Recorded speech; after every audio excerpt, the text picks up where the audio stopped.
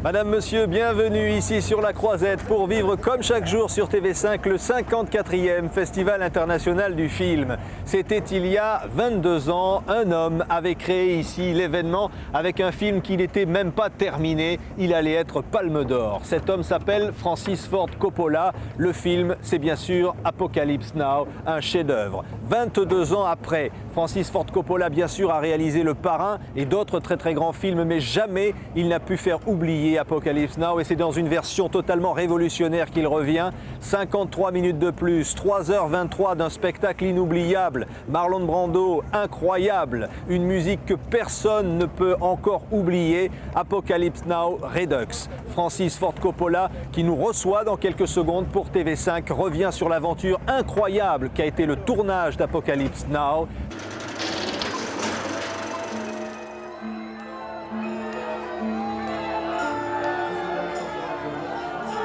L'équipe du film commande la montée des marches.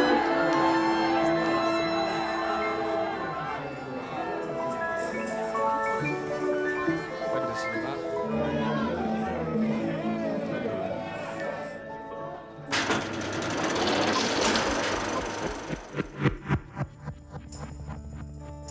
This is the end, beautiful friend.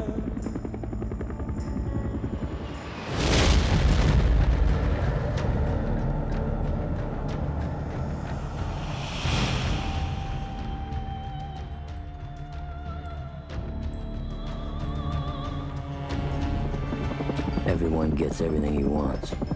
I wanted a mission, and for my sins, they gave me one. Your mission is to proceed up the Nung River, pick up Colonel Kurtz's path at New Mung Ba, and terminate the Colonel's command. Terminate with extreme prejudice. You can get any place up that river that suits you, young captain.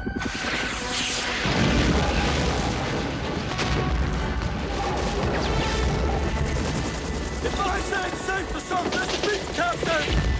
It's safe to surf this beach! I love the smell of napalm in the morning. Smells like victory. We're going upriver about 75 clicks. That's Cambodia, Captain. Incoming! Just get us upriver.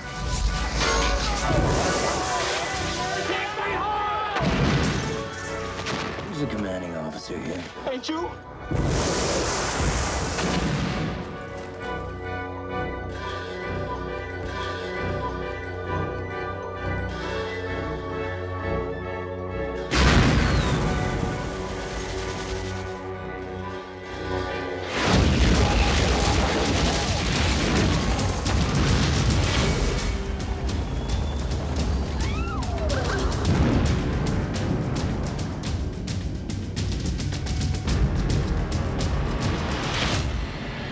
I'm a soldier. You're an errand boy. Sent by grocery clerks.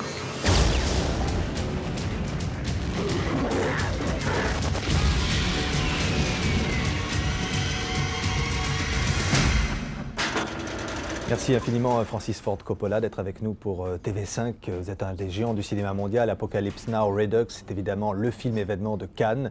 Est-ce que vous diriez que c'est un nouveau film, une nouvelle partie de vous-même? Well, you know, it seems to have caught fire as a new thing. It's definitely, you know, much longer. It has much more humor. It has more women participating in the theme. So it's like a new film, I think. Vous avez dit plus romantique, plus sexy, more romantic, sexy. Well, because, yes, there are scenes that, you know, before it was more like a war film rather than just a kind of personal film. And so as a war film, you know, it was men going up the river. It didn't have as much humor.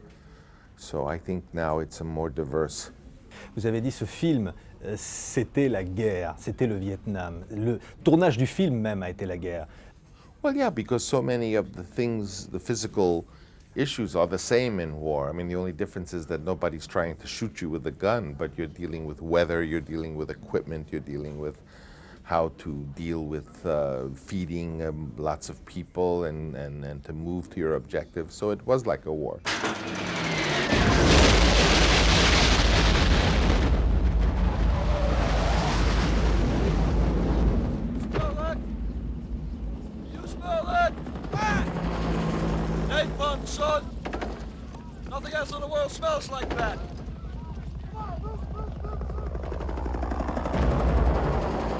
smelled the smell of napalm in the morning.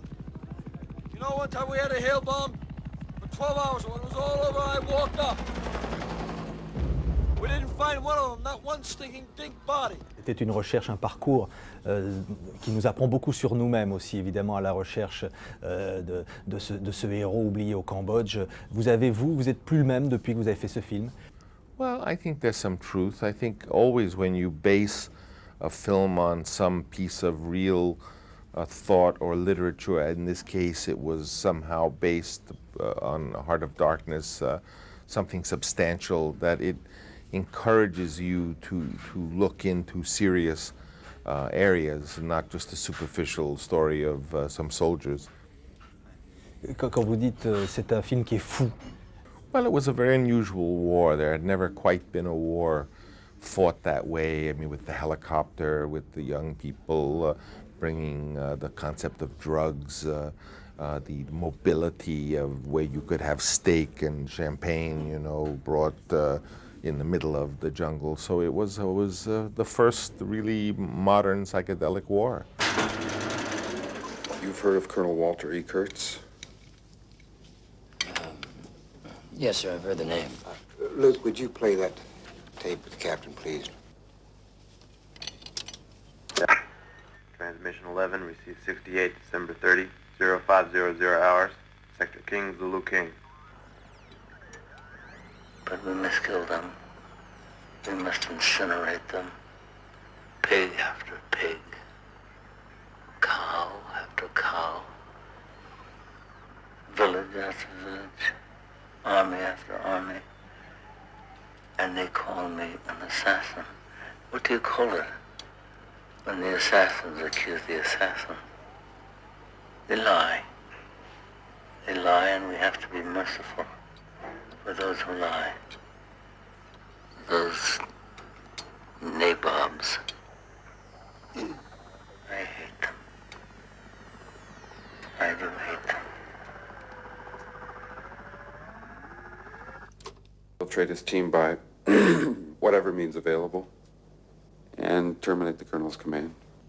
Terminate with extreme prejudice.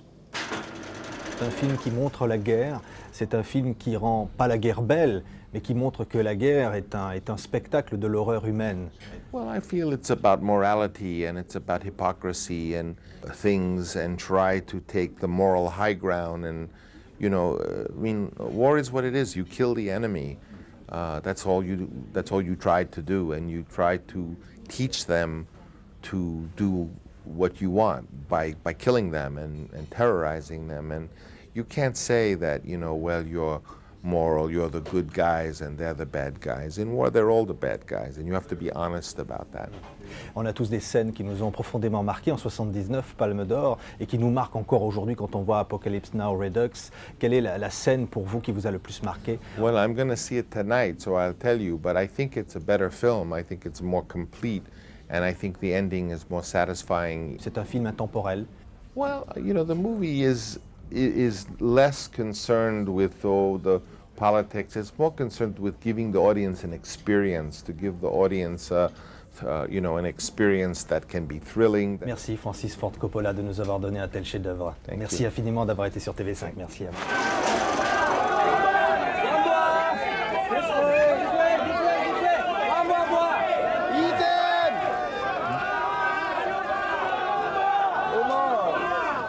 Inauguration du pavillon américain Uma Thurman, très demandé par tous les photographes ici même à l'occasion de la présentation de Chelsea Wolfe. Charlot, demain, même endroit, même heure. Merci de rester avec TV5 et le Festival de Cannes.